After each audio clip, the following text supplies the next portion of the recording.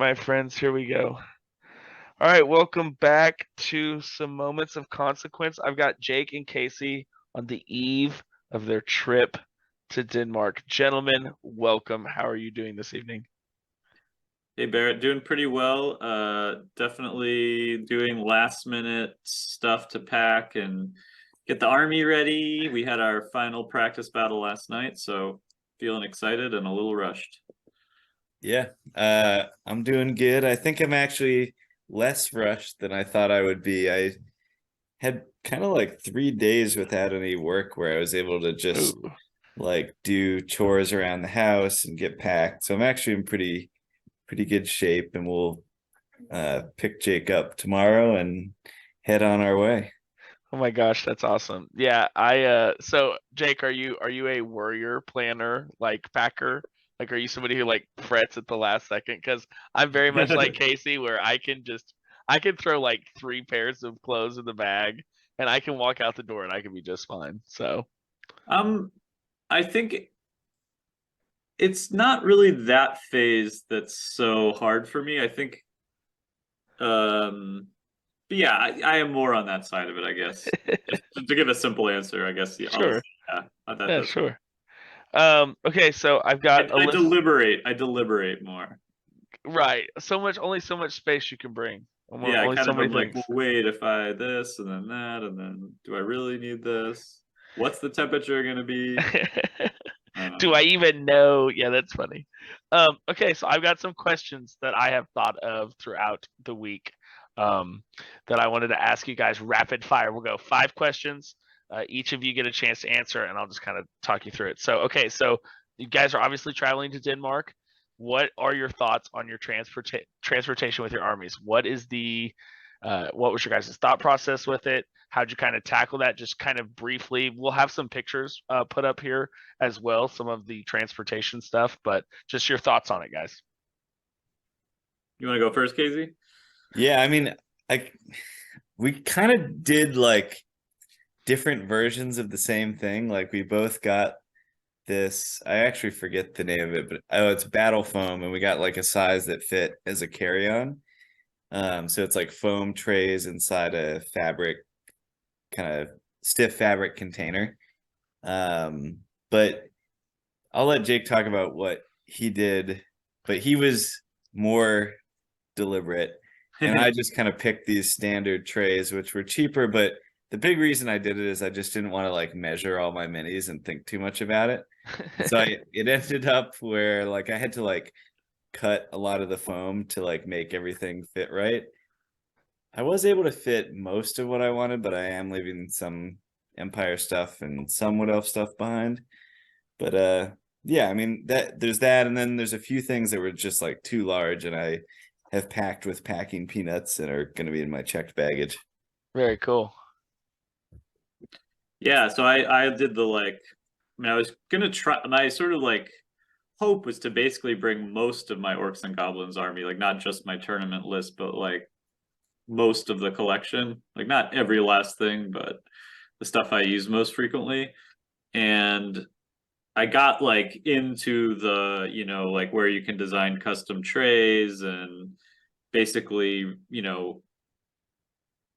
spent a lot of time like making all my trays custom to like be able to fit everything. And but my planning had a fatal flaw, which was that I thought I would be able to kind of like fit 4 trays into the case, and I really just they don't all fit. I think that thought was based on I had gotten one previously that was like a top loading case, and it was definitely possible to kind of like squish an extra Mm-hmm. half-inch into it the way it closed. But this one is actually like a front loading case, so Okay. there's no way you could like squeeze in an extra tray, even if it's only an extra like quarter inch, because the friction would just make it impossible to like push it in.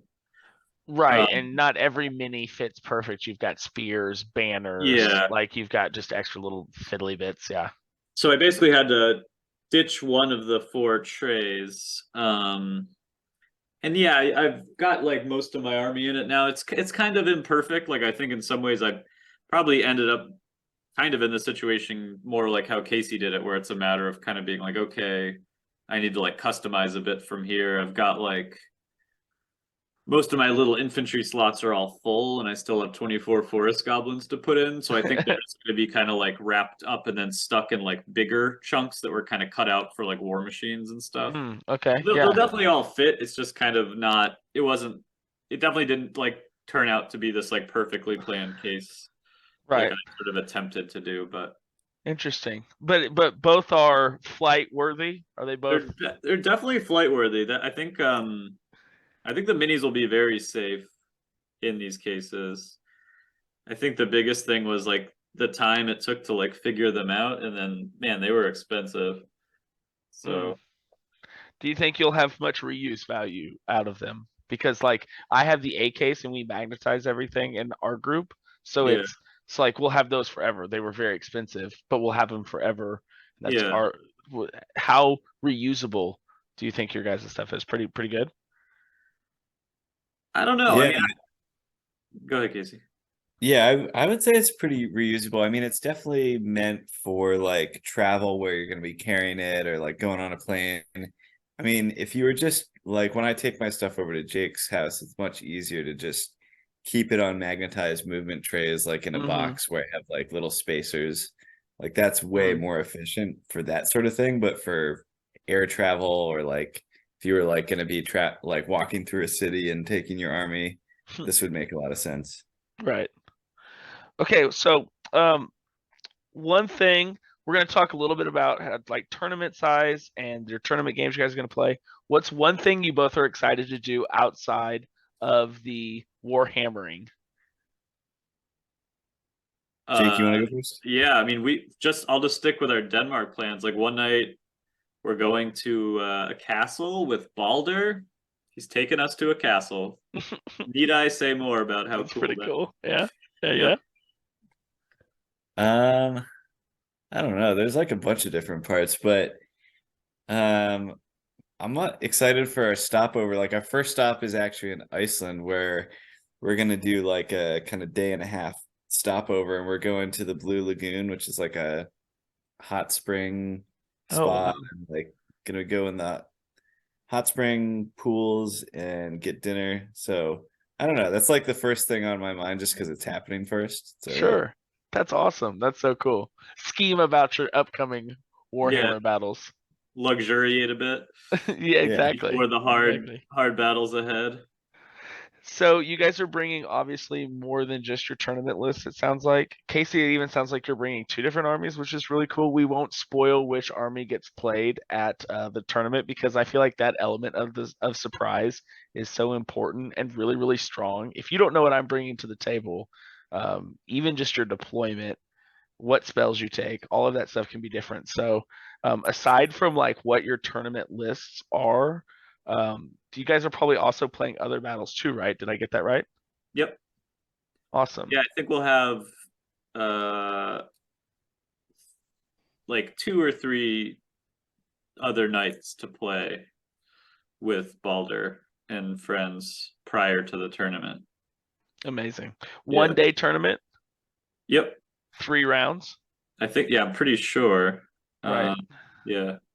I wonder if he's going to do Swiss format. I wonder if he's going to do like where you're random seeded first and then there's like a point system. So like Right. the discrepancy in your victory determines your Swiss ranking to where you then, 1 and 2 play, 3 and 4 play, 5 and 6 play, and you just keep doing that, 3 or 4 rounds. When we played Blood Bowl competitively, we that was what all of the major tournaments were Swiss based, but they were 6 rounds. But then again, Blood Bowl's only 2 hours, where Warhammer can be, 3 to 4 hours. But Yeah, I Yeah. don't 16. know what the kind of detailed structure is. So I play occasionally I'll play like competitive Magic the Gathering, so Oh yeah, it's up yeah. like Swiss Uh-huh. format, but I have been in like a big Warhammer tournament back in 7th edition, and I actually just like don't remember how I think it was basically Swiss, but I didn't pay that much attention. It was just fun. So Right. yeah. The best beer and pretzels game, the best. Yeah. Um, okay, so 1,600 points. I think we can all agree if you're going to try to do a tournament in 1 day, I feel like that's a much better point value than 2000, even though it's a little restrictive. I think we can all agree on that, correct? Mhm. Yeah, it Yeah, is definitely. tricky. I mean, it's tricky to like have the army that I don't know, like a well-balanced army with good leadership. Like you can't really do everything very easily. And it depends on the army too, like how Sure. well it fits with a 1600 point list. I think I was like struggling with my empire to like kind of, I don't know, feel like I really knew what I was doing. Right. None of my friends are going to listen to this pod before you guys go over there or before I play them again, I don't think. But I one of my favorite lists right now at 1600 is just like all in combat with Nurgle and then magic defense, where you just basically like punt on some of the phases. Like, I'm just not going to shoot. I'm not really going to cast spells. I don't care. But I'm just going to go all in on the like combat. And yeah, I think that 1600 points. I think I agree, Casey. It's impossible to really build balanced list that then can, I don't know, dominate enough of all of the phases, some of the phases to then be effective. I don't know. It just seems really difficult to try Yeah. to be Well, balanced on I that kind point of value. found that with my empire when I was like trying to come up with a 1600 point list. I think I had in mind like I really want to participate in every phase of the battle. Like I want to have magic, I want to have shooting, I want to be good at combat, and it was just really tricky to like have a well balanced list at that point value. I mean, it's not impossible. I did come up with a list, but it was tricky to feel like it was that effective in any one phase. Yeah, I can see that for sure. Then again, that's just Empire. That is just Empire. Yeah, I mean, yeah. The I, Empire, it's definitely like the whole is greater than the sum of its parts, and has that's to. kind of where the magic happens. I definitely got beat one game, opening turn, great cannon to my Slan's face. Didn't matter that I had the 4-up ward save. Just smack off the field. Game over. Next game. Like literally. Yeah. So I I think a little dabble in the shooting phase for Empire is pretty strong. But yeah, it's tough to be effective in all phases. I got two more for you, friends. Rapid fire. Okay. Um, will we get a chance to maybe see Balder use the deployment setup? Is there any, Jake, I'm going to ask you this first. Is there any like, hey, Balder, do you want to like try this thing? What do you think? Like, where are you at on that, friend? Well, I feel like I gotta try.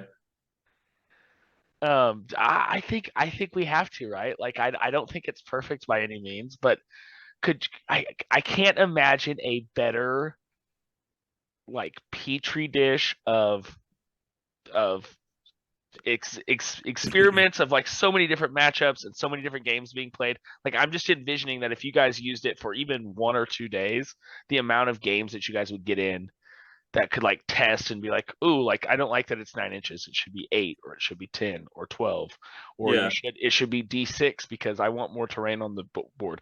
Just to have Balder see it, do it, and even just one game would be, I think, would be really really cool. So all right, cool, We'll try. Yeah, nice. I think it's worth trying, especially in like the more casual games before the tournament. I think in the tournament, the way I've seen it done before is like that just every table is like set up. And then you Mm-hmm. kind of rotate your games between different tables because otherwise that's like even more time and there's like limited terrain and stuff. So it may not really Yeah, I work. don't think it would work for the tournament because then Mm, you'd be like running around finding pieces and mm. just be crazy.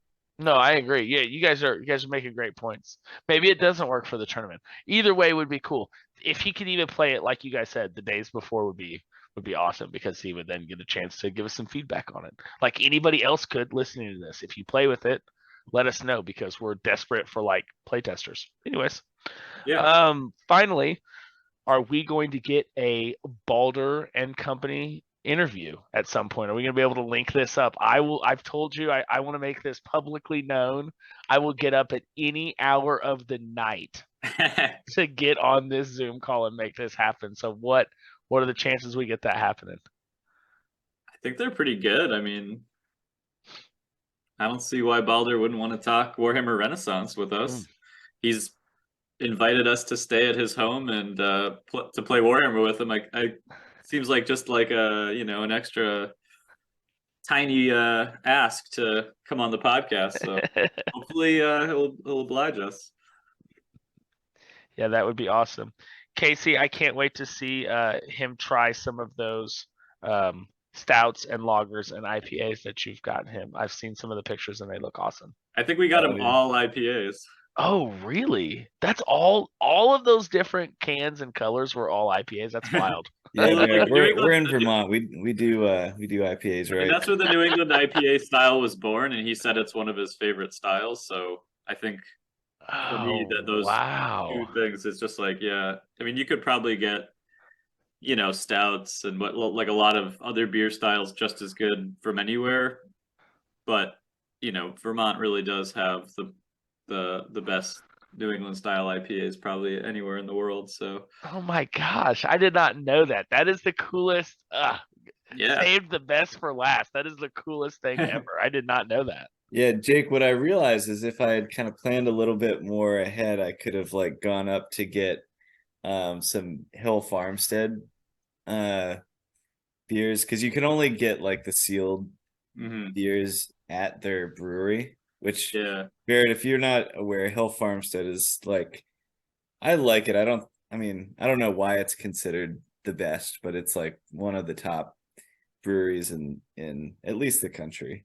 It got voted the best brewery in the world a couple of years ago. Okay, so say it again one more time for me.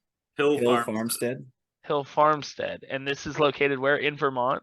Yeah, I forget the name of the town. Okay. Greensboro or Glover or somewhere. Yeah, it might be in Glover. Somewhere in the Northeast. The world's greatest brewery. That's awesome. And New England IPAs. I learned so many different things at the end of that. That's awesome. And Balder loves IPAs. That's another thing I learned. Yeah. Yep.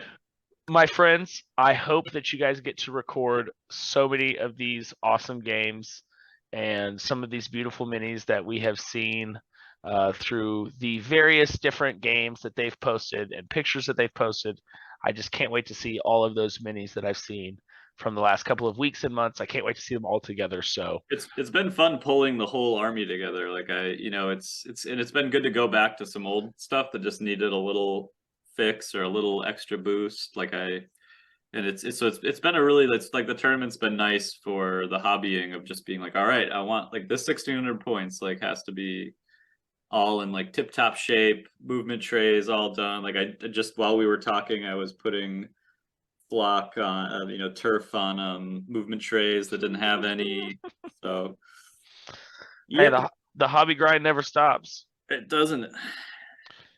Casey, I look forward to figuring out which army you are playing in the tournament. I think I will keep it a secret. I think I might know. I think I'm leaning towards one way, but well, is this gonna like come out before the tournament? I think so. Yeah. When's the tournament? What exact day is the tournament? Saturday, a week from tomorrow. Oh, for sure. This will come out probably. If you're listening to this, has got to be at the beginning of the week. So yeah, for sure. Cool. Well, we'll send updates. We'll send little like, I don't know, maybe we'll like send little snippets of us traveling or whatever. Any day, like strung together for a video, or I don't know. We'll see what happens. Absolutely. Any day you want to jump on the pod, you let me know. So, fellas, I can't thank you enough, and best of luck. Go Team USA. Can I say that? Is that acceptable to say? I think so. Too late now if it's not. USA. Let's go, friends. All right. See you guys. All right, thanks, Barrett. All right. Bye, Barrett. Bye.